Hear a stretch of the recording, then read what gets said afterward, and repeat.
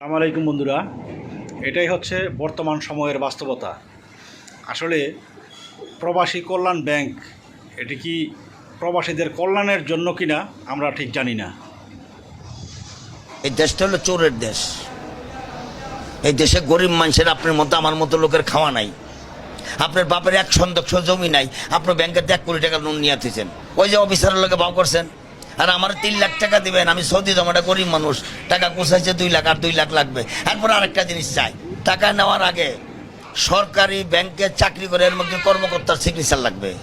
ওই কর্মকর্তার 3টা ব্ল্যাঙ্ক চেক লাগবে। মানে যেটা বললাম, ওদের বাপ মার ফয়তার কাপড় সহ চায় ওরা। এটা তো দেশের কালচার না ভাই। 3 লাখ টাকা আপনি এত কিছু চাচ্ছেন, অযথা আপনি একজন মিডিয়ার লোক, আপনি হ্যালো লোক আছে, একজনের প্রধানমন্ত্রীর লোক, আপনি চাইলে ভুয়া কাগজ ডাবল করে হাজার হাজার কোটি টাকা নিয়ে যাচ্ছেন, আর আমার 3 লাখ টাকা দিবেন। পৃথিবীর সব কাগজ আপনারা দেখাইতে হবে।